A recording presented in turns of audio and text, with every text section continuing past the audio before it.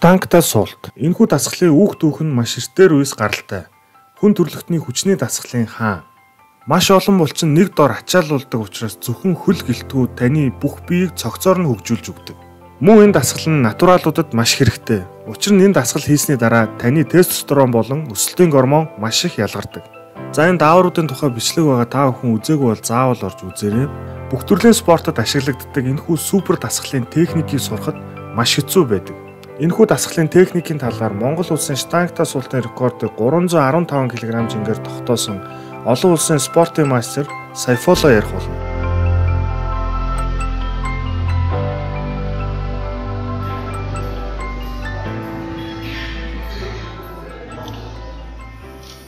Халаалт хэдэн оролтоор хэд ордоо? Янз бүр 12-оос нэг дасгал 12-оос 16 4 оролтоор 4 оролт орно гэсэн үг. Тий. Давталт нь 4. давталт нь 4. Оролт нь 4, давталт нь 12-оос 16. 12-оос 16. Тий.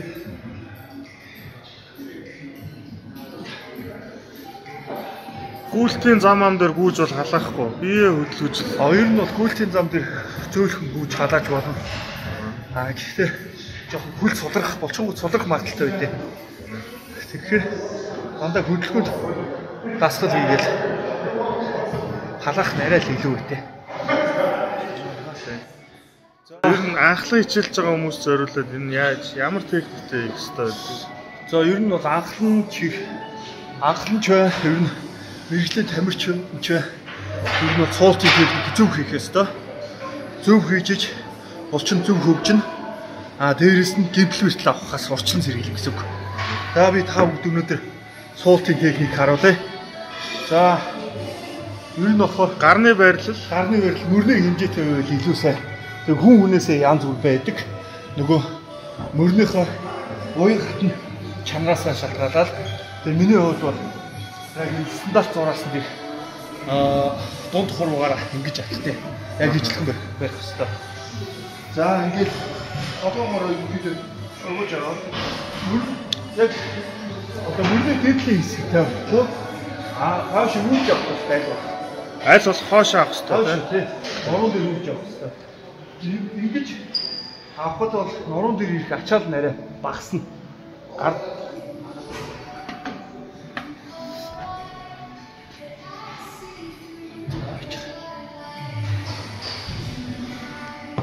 Тэгээд хоошоо хэд алах хэрэгтэй вэ? Ер нь бол ганц хагас алхам хийлээ таахад хагас алхам. Бүр өчөө төхөөрөмж янз бүр байгаа шүү дээ. Энэ төхөөрөмж нэг хагас алхаал ерөнхийдөө ямар нэгэн цааднаас гарчиж байгаа шүү дээ. Зарим төхөөрөмж жоохон налуу байгаа шүү дээ. Squat rack нь. Тэгээд 2-3 тийм алхах шаардлагатай төхөөрөмж байх юм бол маш багаар алхах ёстой. Огцом томоор алхаж болохгүй. Гэмтэх магадлал маш их. Тэгээд юу жааваа, өдөөж жааваа, хойшоо хагасаа, мөрний хэмжээтэй зайтай. Өвдөг чанга, ороо авах, цээж босоо, ороо шанг болох хэрэгтэй. За доошлоо өвдөг үл ялэг задлж өгнө. Ер нь задлж өгнө. Өвзөө хойш хийлээ. Чигтээ суулаа.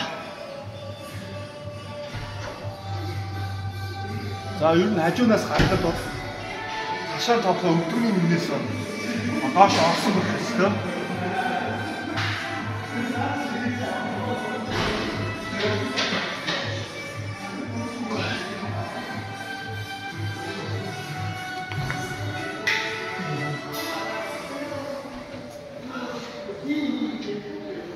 За хөлний байрлал маань штанга авлаа. Мөрний хэмжээтэй алхаж болно, тавьж болно. Мөрний хэмжээтэй. Мөрний хэмжээтэй. За. Тэгээд доошлоо штэ. Штанг өрөөд доошлохдоо өвдгөө задлж өгнө. Хоёр задлгаа. Өвзөг бол хоошоо. Өвзгөө хоошоо, өвдөг бол хоёр тийшээ задлж өгнө. Нуруу чанга, цээж босоо, толгой дээшээ. Хоёр үл гадагшаа гიშх ёстой мó яаж гიშх ёстой? Үлбэг хэсгээр үл ялэг гадагшаа байх ёстой. Үл ялэг гадагш. Тий. 35-аас 45 градус. За тэгээд суухтаа толгой дээшээ хоёр өвдгөө задлж өглөө. Бослоо. пауэрлифтингийн техник, бодибилдингийн техникээс юугаар ялгаатай? За ерөнхийдөө бол бодибилдингийн техник болохоор нөгөө хөгжүүлэх гэж байгаа булчингаасаа шалтгаалаад янз бүрийн байралтаа сууж байгаа л да. Гэхдээ пауэрлифтинг, бодибилдинг яг үндсэн суулт бол ерөнхийдөө техник нь адилхан. За тэгэл пауэрлифтинг шалгуур нь болохоор ташаан толгой өвдөгний үеийнээс доош орсон байх ёстой. Өөрөөр хэлбэл 94-95 градус суухсан байх ёстой. Доош гүйцэд суун гэсэн үг. Тэгжиж нэг гүйцэтгэлийн нэг хэсэг нь одоо ингээл 100% гүйцэтгэлээ гэл үүснэ. Өвшөө шалгуурууд байдаг. Тэр нөгөө пауэрлифтингээ одоо тэмцээн дээр 3 шүүгч сууж байгаа л уртлын шүүгч болохоор ерөнхий шүүгч нь бол дохиог нь дохионы дараа ямар нэгэн хөдөлгөөн байх ёсгүй. Тэгээд доош гүйц цуулаа. Тамир чи өөрөө мэдэрч суuna. Дээшлэхдээ ямар нэгэн байдлаар техник алдаагүй дээшлж байгаад огцом доошлох ч юм уу эсвэл босчвол брейк дохооноос өмнө хөдлөх ч юм уу, хөлөө хөдлөх ч юм уу янз бүрийн байдлаар техник алдаанууд байдаг. Ер нь бол энэ хоёр спортын суулт нь бол ерөнхийдөө бол үндсэн суулт нь яг адилхан.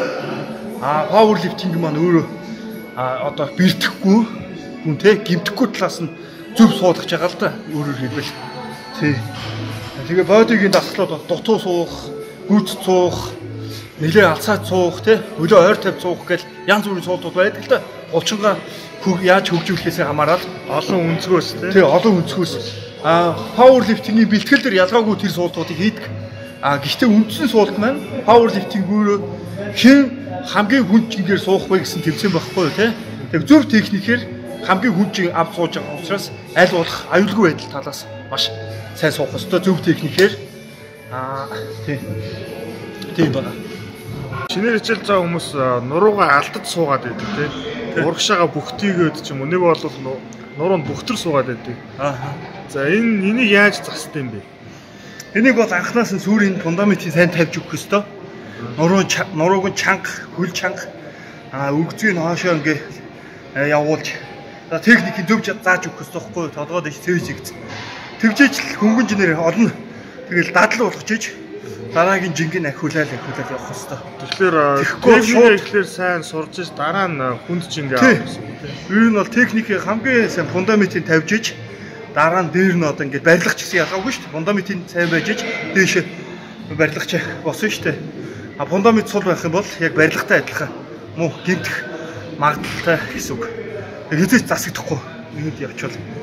Тэгэхээр хамгийн одоо ингээд баг жингээр одоо голоор ч юм уу тий техникийг сайн давтуулаад зааж өгөх хэрэгтэй. Нуруу техниктэй ер нь хийгээд байвал ер нь хэр аюултай вэ? Хамгийн наад зах нурууны суулт хүснэ, нуруу гэмтэн, мэдрэлийн суудлууд дарагдана. Маш аюултай ер нь бол. Тий.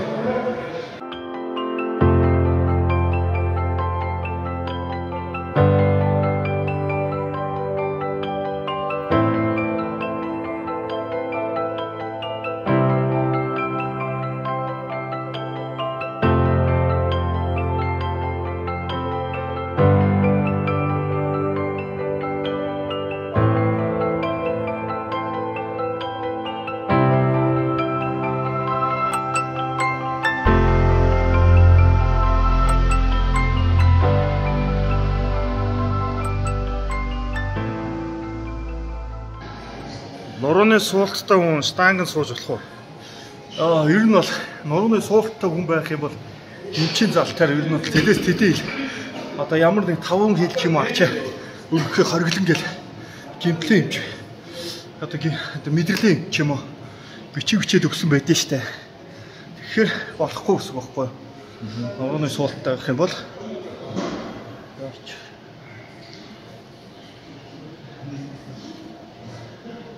тийм бичиг байхгүй зүгээр нуруу өвддөг хүмүүс байвал яг нь.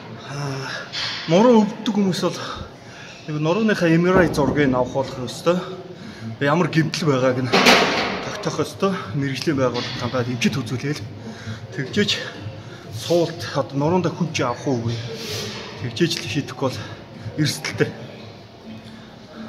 Өсвөр насны хүүхдүүд штангын суувал өсөлтөнд зогсох уу? За өсвөр насны хүүхдүүд штангын суувал одоо жингийн тааруулт суух юм бол ер нь өсөлтөнд нөлөө байхгүй. гэж үзээд байгаа. Эдэж хэрэг хүн жингээр одоо дээрээс нь орон дээрээс нь даруул ерөнхийдөө бол өсөлтөд нөлөөлөх магадлал байдаг. Баг жингээр суунах шүү. Тэг баг жингээр таарсан одоо биед нь таарсан ачааллаар одоо булчинг нь хөгжүүлэх бие хөгжүүлэх зорилгоор сууж болно. Тэр бол өсөлтөнд ямар нэгэн нөлөө байхгүй гэж үзэж байгаа. Түр насны одоо өсөлтийн зоонд зогсоогүй өсөж байгаа хүүхдэд бол хүн жампууд ер нь бол өсөлтөнд нөлөөлөх магадлал байгаа.